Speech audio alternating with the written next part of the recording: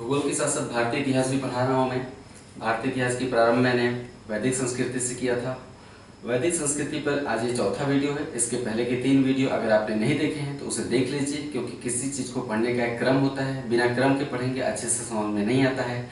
इससे पहले की 3 वीडियोज़ में मैंने क्या बताया था, छोटा सा समरी बता दूँ। मैंने वैदिक संस्कृति को 2 भागों में बांटा है, इतिहासकारों ने ही बांटा है, मैंने नहीं। ऋग्वैदिक संस्कृति, उत्तर वैदिक संस्कृति। ऋग्वैदिक संस्कृति के विषय में जानकारी का समस्त स्रोत ऋग्वेद है ना। तो ऋग्वैदिक संस्कृति के अंतर्गत सबसे पहले मैंने बताया था ऋग्वैदिक आर्यों का भूगोल, अर्थात वे भारत में किन क्षेत्रों में सबसे पहले बसे। मैंने बताया था कि जिन क्षेत्रों में हड़प्पाई लोग रहते थे, हड़प्पावासी रहते थे, उन्हीं क्षेत्रों में सबसे पहले आर्य भी भारत में बसे। स्पष्ट नहीं कि आर्य भारत में ही थे या कहीं बाहर से आए थे, इस पर विद्वानों में मतभेद है। तो मैंने आर्यों के भूगोल पर चर्चा की थी, उनके स्थान निवास क्षेत्र पर बताया था कि सप्त सिंधु क्षेत्र में ही रहते थे। मैंने ये भी बताया था कि उनके भूगोल के विषय में जानकारी का सबसे अच्छा स्रोत वे नदियां हैं जिनका उल्लेख बार बार ऋग्वेद में आया है। सिंधु नदी का सबसे ज्यादा बार उल्लेख आया है, तो इससे ये स्पष्ट हो जाता है कि निश्चित ही वे सिंधु नदी के आसपास के क्षेत्रों में प्रारंभ में भारत में बसे, है ना। भूगोल बताया मैंने ऋग्वैदिक आर्यों का। उसके बाद मैंने ऋग्वैदिक आर्यों की अर्थव्यवस्था बताया था कि उनकी अर्थव्यवस्था कबीलाई तत्वों पर आधारित थी। कृषि व्यवस्था गौड़ थी, पशुपालन प्रमुख था, संपत्ति पशुओं से गिनी जाती थी, युद्ध पशुओं के लिए किया जाता था। जो समाज पशुओं पर आधारित हो, जिनकी अर्थव्यवस्था पशुओं पर आधारित हो, वो पशुचारण के लिए इधर उधर घूमते फिरते रहेंगे। अर्थात ऋग्वैदिक आर्य भ्रमणशील थे। ऋग्वैदिक आर्य मतलब पहले वाले आर्य, जिनके विषय में ऋग्वेद से जानकारी मिलती है। हमें ऋग्वैदिक आर्यों के विषय में जानकारी कहाँ से मिलती है? सिर्फ और सिर्फ ऋग्वेद से ही। ऋग्वेद में जो कुछ भी कहा गया है वो ऋग्वैदिक आर्यों के विषय में कहा गया है। यानी हम उनके विषय में जो भी पढ़ाएं, जो भी अर्थव्यवस्था में पढ़ाएं, समाज में पढ़ाएं, उनकी राजनीतिक व्यवस्था में पढ़ाएं, जो कुछ भी पढ़ाएंगे वो सब कहाँ से पता चलता है? ऋग्वेद से। तो ऋग्वैदिक अर्थव्यवस्था आपने पढ़ी, ठीक है। बताया था कि कबीलाई अर्थव्यवस्था थी, भ्रमणशील थे, स्थिर जीवन का भाव था, कृषि व्यवस्था गौड़ थी, पशुपालन प्रमुख था। ये सब चीजें मैंने बताई और भी बहुत सारी बातें मैंने उनकी अर्थव्यवस्था में की थी। आज ऋग्वैदिक आर्यों का समाज पढ़ेंगे आप। तो ऋग्वैदिक आर्यों का समाज पढ़ने से पहले उनकी अर्थव्यवस्था एक बार देख लीजिए, क्योंकि किसी का भी समाज उसकी अर्थव्यवस्था के आधार पर आधारित होता है। जैसी अर्थव्यवस्था वैसा समाज, इसलिए मैंने अर्थव्यवस्था पहले पढ़ा डाला, क्योंकि पहले समाज पढ़ते तो पूरी दृष्टि स्पष्ट नहीं हो पाती, साफ साफ दिखाई नहीं देता। अर्थव्यवस्था पहले पढ़ डाला आपने, समाज अच्छे से समझ में आएगा। अच्छा, ऋग्वैदिक काल में वर्ण व्यवस्था की उत्पत्ति हो चुकी थी। जो भी बोल रहा हूँ वो एक नोट्स है, लिखते जाइए। ऋग्वैदिक काल में वर्ण व्यवस्था की उत्पत्ति हो चुकी थी। हालांकि समाज समतामूलक था।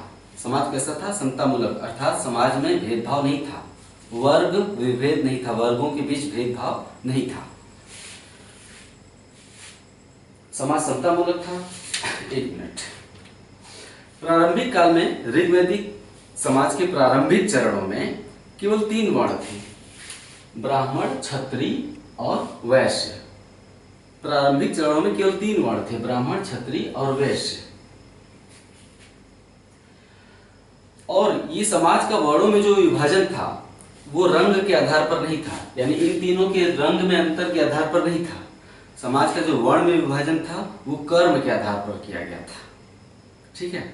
वर्ण शब्द के 2 अर्थ होते हैं। वर्ण जो होता है, वर्ण शब्द के 2 अर्थ होते हैं। पहला अर्थ होता है वर्ण करना। वर्ण करना अर्थात चुनना। क्या चुनना? व्यवसाय चुनना, व्यवसाय सेलेक्ट करना। वर्ण करना, चुनना अर्थात व्यवसाय चुनना। दूसरा अर्थ होता है, वर्ण का अर्थ होता है रंग। तो ऋग्वैदिक काल में जो समाज का वर्णों में विभाजन था वो रंग के आधार पर नहीं था। किसके आधार पर था? कर्म के आधार पर था। कर्म अर्थात व्यवसाय चुनना, व्यवसाय के आधार पर जो विभाजन था। ऋग्वेद 10 मंडलों में विभाजित है। ऋग्वेद में कितने मंडल हैं? 10। तो ऋग्वेद के 9वें मंडल से पता चलता है कि ऋग्वैदिक काल में समाज का विभाजन रंग के आधार पर नहीं बल्कि कर्म के आधार पर था, अर्थात व्यवसाय चुनने के आधार पर था। ऋग्वेद के 9वें मंडल में एक व्यक्ति कहता है, पता चलता है एक व्यक्ति कहता है 9वें मंडल में कि मैं एक कवि हूँ, मेरे पिता वैद्य हैं अर्थात डॉक्टर, और मेरी माता आटा चक्की चलाने का काम करती है, आटा पीसने का काम करती है। अर्थात इससे पता चलता है कि ऋग्वैदिक काल में एक ही परिवार के लोग अलग अलग व्यवसाय चुन सकते थे, अर्थात एक ही परिवार के लोग अलग अलग वर्ण के हो सकते थे। क्यों? क्योंकि वर्ण का आधार रंग नहीं कर्म था। ठीक है। शूद्र शब्द 4 वर्ण है ना, तो ऋग्वैदिक काल के प्रारंभिक चरणों में 3 ही वर्ण थे। अगला पॉइंट लिखिए, शूद्र शब्द की उत्पत्ति बाद में हुई। शूद्र शब्द का उल्लेख सबसे पहले ऋग्वेद के 10वें मंडल के पुरुष सूक्त में मिलता है। यहां लिखा है शूद्र शब्द का उल्लेख सर्वप्रथम 10वें मंडल के पुरुष सूक्त में मिलता है। जो ऋग्वेद है ना, उस सूक्तों में बटा हुआ है। 10 मंडल है और मंडलों में क्या है? सूक्त लिखे गए हैं। सूक्त मतलब ऋचाएं अर्थात मंत्र। तो 10वें मंडल का एक पुरुष सूक्त है। पुरुष सूक्त में सबसे पहले शूद्र शब्द का उल्लेख आया है, लेकिन ऋग्वेद का 10वां मंडल बहुत बाद में जोड़ा गया है ना। ऋग्वेद में 10 मंडल हैं, निश्चित रूप से क्रम से जोड़े गए। पहला मंडल पहले जोड़ा हो गया, दूसरा मंडल बाद में जोड़ा गया होगा, तीसरा मंडल और बाद में, चौथा मंडल और बाद में, 10वां मंडल सबसे लास्ट में जोड़ा गया। यानी 10वां मंडल जब जोड़ा गया उस समय ऋग्वैदिक काल अपने उत्तरार्ध की तरफ था, समाप्ति की तरफ था। यानी ऋग्वैदिक आर्य उनका समाज काफी आगे बढ़ चला था समय के साथ साथ। तो 10वां मंडल बहुत बाद में जोड़ा गया। यानी जो मूल ऋग्वैदिक समाज था वहां पर शूद्र जैसी व्यवस्था नहीं थी। ठीक है। वर्ण व्यवस्था का सर्वप्रथम स्पष्ट उल्लेख ऋग्वेद के 10वें मंडल के पुरुष सूक्त में ही मिलता है। 10वें मंडल के पुरुष सूक्त में ही सबसे पहले वर्ण व्यवस्था का स्पष्ट उल्लेख मिलता है। इसमें बताया गया है, किसमें? पुरुष सूक्त में। पुरुष सूक्त में बताया गया है कि ब्राह्मण की उत्पत्ति ब्रह्मा या विराट पुरुष के मुख से, क्षत्रिय की उत्पत्ति विराट पुरुष के बाहों से अर्थात भुजाओं से, वैश्य की उत्पत्ति विराट पुरुष के जंघा से या जांघों से, और शूद्र की उत्पत्ति विराट पुरुष के पैरों से हुई है। ऐसा पुरुष सूक्त में बताया गया है। लेकिन यह जो विभाजन है, ये जो भेदभाव है, इसकी शुरुआत कब हुई ये जानना जरूरी है। नेक्स्ट पॉइंट लिखिए, लेकिन इस विभाजन या इस भेदभाव, इस रंग आधारित भेदभाव की शुरुआत तब हुई जब ऋग्वैदिक आर्य सप्त सिंधु प्रदेश को छोड़कर उत्तर भारत के मैदान में पूर्व की तरफ बढ़े। भूगोल पढ़ रहे हैं ना, भारतीय भूगोल मेरे साथ साथ। तो सप्त सिंधु क्षेत्र के पूर्व में क्या है? सतलज का मैदान है, उसके पूर्व में यमुना का मैदान है, उसके पूर्व में गंगा का मैदान है, फिर घाघरा गंडक कोसी का मैदान है ना। तो आर्य क्या थे? मध्य एशिया से। सबसे ज्यादा जो प्रमाणिक मत है वो क्या माना जाता है कि आर्य मध्य एशिया से आए थे। किसने कहा है? मैक्स मूलर ने कहा है। तो प्रमाणिक यही कि आर्य सबसे ज्यादा जो माना जाता है प्रमाणिक कि आर्य मध्य एशिया से आए थे। तो आर्य मध्य एशिया से आए, सप्त सिंधु क्षेत्र में बसे, फिर सतलज के मैदान की तरफ आए, फिर गंगा यमुना के मैदान की तरफ, अंत में बिहार की तरफ बढ़े धीरे धीरे। तो ये जो रंग आधारित भेदभाव है, इसकी शुरुआत तब हुई जब आर्य सप्त सिंधु प्रदेश को छोड़कर उत्तर भारत के मैदान में पूर्व की तरफ बढ़े और अनार्यों से उनका सामना और संघर्ष हुआ। अनार्य अर्थात जो उत्तर भारत के मैदान के स्थानीय अर्थात मूल निवासी थे, उनसे उनका सामना हुआ। वो अनार्य थे, मतलब आर्य वर्ग से बाहर के लोग थे उत्तर भारत के मैदान में, है ना। तो अनार्यों से उनका सामना हुआ। ऋग्वेद में अनार्यों को दास तथा दस्यु कहा गया है। दास दस्यु, यहां मैंने कहीं लिखा है, ऋग्वेद में अनार्यों को दास दस्यु कहा गया है, जो काले रंग के थे। ठीक है, जो सांवले थे। बाद में इन्हीं दास दस्युओं को, इन्हीं दासों और दस्युओं को यानी अर्थात अनार्यों को ऋग्वैदिक समाज के अंतर्गत मान्यता दी गई और उन्हें शूद्र वर्ण के रूप में वैदिक समाज में शामिल कर लिया गया। शूद्र वर्ण के रूप में अर्थात चौथे वर्ण के रूप में वैदिक समाज में शामिल कर लिया गया, क्योंकि ऋग्वैदिक आर्य पूर्व की तरफ बढ़ रहे हैं। तो वहां के जो मूल निवासी थे उनसे उनका प्रारंभ में संघर्ष हुआ। संघर्ष के बाद उन्होंने उन्हें अपना लिया और अपनी जो सामाजिक व्यवस्था थी उसमें चौथा स्थान दिया। समझ गए? तो ये अनार्य थे जिन्हें शूद्र वर्ण के अंतर्गत वैदिक समाज में स्थान दिया गया। युद्ध काल था, युद्धों का जमाना था और संघर्ष का जमाना था। प्रकृति से संघर्ष था, फिर इंसानों से संघर्ष था। भ्रमणशील थे तो पहला संघर्ष प्रकृति से था, दूसरा संघर्ष इंसानों से था। उस काल में आज की तरह सब भी इंसान नहीं थे। पहले तो बहुत ही बर्बर समाज हुआ करता था। उस बर्बर समाज में आज के समाज के नियमों, कानूनों और मापदंडों के आधार पर उस समाज की परंपराओं और व्यवहारों को कभी भी तोलना नहीं चाहिए। दुनिया भर में दास ले जाए गए अफ्रीका से। अफ्रीका दुनिया भर में दासों का एक ठिकाना था। दुनिया भर में दास की पूर्ति कहाँ से होती थी? अफ्रीका से होती थी। तो प्राचीन काल में जो लोग अधिक सक्षम थे या फिर जो लोग आगे बढ़ते चले गए, ठीक है, उन्होंने अधिकार कर लिया। तो दो वर्ग था, पूरी दुनिया दो वर्गों में विभाजित थी, एक अधिकार करने वाला, दूसरा पराजित। तो ये लड़ाई और युद्ध का जमाना था। उस आज के मापदंडों के आधार पर उस काल के समाज को कभी भी नहीं तोड़ना चाहिए। तो आइए आगे बात करें। तो हम बता रहे थे कि शूद्र वर्ण को चौथे वर्ण के रूप में शामिल कर लिया गया, हो गया। अब आइए ऋग्वैदिक समाज में परिवार पढ़ते हैं। परिवार कैसा था? समाज की मूल और सबसे छोटी इकाई कौन सी थी? परिवार थी। परिवार को कुल भी कहा जाता था। समाज की सबसे छोटी इकाई परिवार अर्थात कुल। कुल मतलब परिवार। पशुचारण और युद्ध की आवश्यकताओं ने स्वाभाविक रूप से, हम जैसे बोल रहे हैं वैसे ही लिखिएगा। व्हाइट बोर्ड पर जो लिखा गया वो तो सिर्फ संकेत मात्र है। हम जैसे बोल रहे हैं वैसे लिखेंगे तो न केवल एसएससी कवर करेंगे, पीसीएस कवर करेंगे, बल्कि आईएएस एग्जाम में भी आप कोई भी क्वेश्चन तोड़ने में पर्याप्त रूप में सफल हो पाएंगे। ऐसे ही पूछा जाता है। आईएएस एग्जाम में सेंटेंस दिए जाते हैं, 4 सेंटेंस दिए जाएंगे, 3 सेंटेंस बोला जाएगा, पहला तीसरा सही है या पहला दूसरा सही है, कोई सही नहीं है, सभी सही है। वहां पर फैक्ट जो रटे हुए होते हैं ना, पूरी बुद्धि गोल हो जाती है। समझ जरूरी है। तो समाज की सबसे छोटी मूल इकाई परिवार थी या कुल। परिवार को कुल कहा जाता था। पशुचारण और युद्ध की आवश्यकताओं ने स्वाभाविक रूप से पितृ प्रधान समाज को बढ़ावा दिया, है ना। जहाँ युद्ध होगा, जहाँ पशुचारण होगा, भ्रमणशील रहेंगे, वहां स्वाभाविक रूप से ये काम पुरुषों का होता है। पशु चराने का काम महिलाओं का नहीं होता है। खेती वाला काम महिलाओं का होता है। तो पशुचारण और युद्ध की आवश्यकताओं ने स्वाभाविक रूप से पितृ प्रधान समाज को बढ़ावा दिया। परिवार पर पुरुष मुखिया का पूरा नियंत्रण होता था। परिवार पर पुरुष मुखिया का पूरा नियंत्रण होता था। ऋग्वेद में कुछ पुरुषों की कहानियां मिलती है। परिवार के जो पुरुष मुखिया थे उनकी कहानियां मिलती है।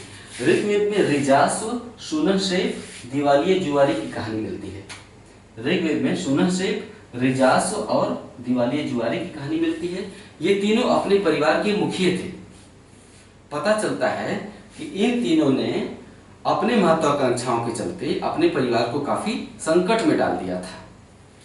रिजास्व, शूनशेफ, दिवालिये जुआरी आईएएस में पूछा जा चुका है, पीसीएस में भी, कि शूनशेफ और दिवालिये जुआरी का दृष्टांत या कहानी किससे संबंधित है? 4 विकल्प दे देगा। आप वो विकल्प चुनेंगे जिसमें पुरुष मुखिया लिखा रहेगा। ये पुरुष मुखिया थे और क्या शो करते हैं? इनकी कहानी क्या शो करती है कि ऋग्वैदिक काल में परिवार पर पुरुष मुखिया का पूरा नियंत्रण हुआ करता था। उनकी आदेशों की अवहेलना नहीं की जा सकती थी। ये दिवालिये जुआरी, इसने अपने बेटे को दांव में लगा दिया था जुए में। ठीक है, ये तो एक उदाहरण मैंने दिया। आगे बढ़ते हैं। संयुक्त परिवार की प्रथा थी। दादा दादी, नाना नानी, पोता पोती सभी एक ही घर में एक साथ रहते थे और इन सभी के लिए एक ही शब्द का प्रयोग किया जाता था, वो था नत्री। इन सभी के लिए नत्री शब्द का प्रयोग किया जाता था। इससे क्या पता चलता है कि सभी एक साथ रहते थे। नेक्स्ट, हालांकि समाज पितृ प्रधान था, लेकिन महिलाओं की दशा समाज में काफी अच्छी थी। ठीक है, और महिलाओं के विभिन्न प्रकार के अधिकारों को समाज में स्वीकार किया जाता था। कौन कौन से अधिकार? 1 2 3 4 करके लिखते जाइए। पुरुषों की तरह कन्याओं का भी उपनयन संस्कार होता था और उपनयन संस्कार के पश्चात कन्याएं शिक्षा ग्रहण करती थीं। वैदिक काल में एक संस्कार होता था, उपनयन संस्कार। 16 संस्कार आपने जाने होंगे, पढ़े होंगे या सुने होंगे। 16 संस्कार। 16 संस्कारों में से एक संस्कार था उपनयन संस्कार। यानी कोई बच्चा जब बड़ा हो जाता था, 9-10 साल का धीरे धीरे होता था, तो उसे शिक्षा प्राप्त करने से पहले एक संस्कार उसका करवाया जाता था, उपनयन संस्कार करवाया जाता था। उसके बाद ही कोई शिक्षा ग्रहण करने के लिए किसी आचार्य या गुरुकुल में प्रवेश करता था, है ना। शिक्षा की अवधि को क्या कहा जाता था? ब्रह्मचर्य आश्रम, है ना। वो संस्कार वगैरह बाद में हम वैदिक संस्कृति पढ़ाएंगे, तो अलग से फिर उसमें हम संस्कृति पढ़ाएंगे, विवाह पढ़ाएंगे, संस्कार पढ़ाएंगे, बहुत सारी चीजें हैं। हम ये बता रहे हैं कि शिक्षा प्राप्त करने के पहले चाहे बालक हो चाहे बालिका, उसका उपनयन संस्कार होता था।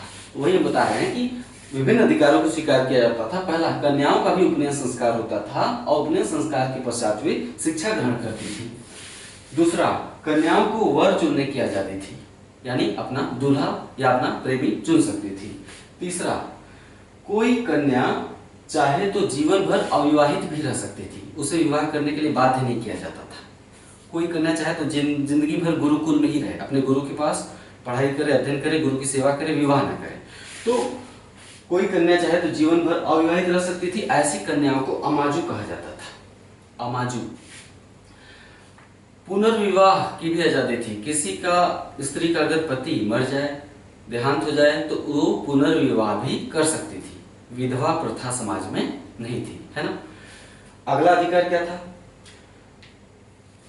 अगला अधिकार था कुछ विदुषी स्त्रियों ने, जैसे पुरुष विद्वान है तो उसे विद्वान कहा जाता है, विद्वान का उल्टा क्या होता है? विदुषी। महिला विद्वान को विदुषी कहा जाता है। समाज में कुछ विदुषी महिलाओं के भी उदाहरण मिलते हैं जिन्होंने स्वयं ऋग्वेद के कुछ मंत्रों की रचना भी की थी। ऐसी विदुषी महिलाओं के नाम हैं लोपामुद्रा, घोषा, सिकता, विश्वपाला। लोपामुद्रा, घोषा, सिकता, विश्वपाला। ऋग्वेद में स्त्रियों के लिए या महिलाओं के लिए जायद स्तंभ शब्द का प्रयोग किया गया है। जायद स्तंभ अर्थात पत्नी ही गृह है, पत्नी ही घर है कहा गया है। कन्या के विवाह के बाद विदाई के अवसर पर कुछ उपहार दिया जाता था स्वेच्छा से, उसे वहतु कहा गया है। क्या? वहतु। लेकिन ऋग्वेद में मिलने वाले कुछ साक्ष्य महिलाओं की तथाकथित सम्मानजनक या अच्छी स्थिति पर प्रश्न चिन्ह लगाते हैं। हम जैसे बोल रहे हैं वैसे लिखिएगा। लेकिन ऋग्वेद के कुछ साक्ष्य महिलाओं के तथाकथित सम्मानजनक स्थिति पर प्रश्न चिन्ह लगाते हैं। ऐसे दो साक्ष्य मिलते हैं, एक नियोग प्रथा, दूसरा बहुपति विवाह। नियोग प्रथा क्या थी? दोनों लिख लिया, नियोग प्रथा, बहुपति विवाह, ये दोनों साक्ष्य। नियोग प्रथा क्या थी? जब किसी स्त्री का पति मर जाता था, उसकी मृत्यु हो जाती थी, तो स्त्री का विवाह उसके देवर से कर दिया जाता था। यह स्थायी विवाह नहीं होता था। जीवन साथी पाने के लिए विवाह नहीं किया जाता था। यह विवाह संतान पैदा करने के लिए किया जाता था। दोनों में बहुत अंतर है। एक विवाह संतान पैदा करने के लिए और दूसरा विवाह जीवन साथी के लिए। तो उसके देवर से उसकी शादी की जाती थी और ये स्थायी विवाह नहीं होकर अस्थायी विवाह होता था। इसकी मान्यता कब तक थी? एक संतान प्राप्त होने तक। एक संतान प्राप्त होने के बाद यह विवाह समाप्त माना जाता था। ठीक है, तो नियोग प्रथा और दूसरा बहुपति विवाह। ऋग्वैदिक काल में एक स्त्री के कई पति भी हो सकते थे। अब ये पता नहीं उनकी अच्छी स्थिति का द्योतक है या बुरी स्थिति का, इसका आकलन आप करिए। नेक्स्ट, नियोग प्रथा से जो उत्पन्न समाज होता था, नियोग प्रथा से उत्पन्न जो संतान होता था या पुत्र, उसे क्षेत्रज कहलाता था। वो देवर से उत्पन्न जो संतान था उसे क्षेत्रज कहते थे। ओके, ऋग्वेद में दहेज प्रथा, पर्दा प्रथा और सती प्रथा का उल्लेख नहीं मिलता है। खासकर आईएएस के एग्जाम में ऐसे सेंटेंस बनेंगे, ठीक है, एक सेंटेंस दे दिया जाएगा ऋग्वेद में सती प्रथा का उल्लेख मिलता है। आप ऐसे सेंटेंस को नहीं चुनेंगे। जब समूह नीचे बनाया जाएगा तो नकार देंगे। इसीलिए पढ़ना और जानना जरूरी है। ऋग्वेद में सती प्रथा, दहेज प्रथा और पर्दा प्रथा का उल्लेख नहीं मिलता है। खान पान थोड़ा सा देख लेते हैं। ऋग्वेद में चावल, नमक और मछली का उल्लेख नहीं आया है। ठीक है, चावल, मछली और नमक का उल्लेख नहीं किया गया है। ऋग्वेद में गाय को अघन्या कहा गया है। पहले भी बता चुका हूँ अर्थव्यवस्था में।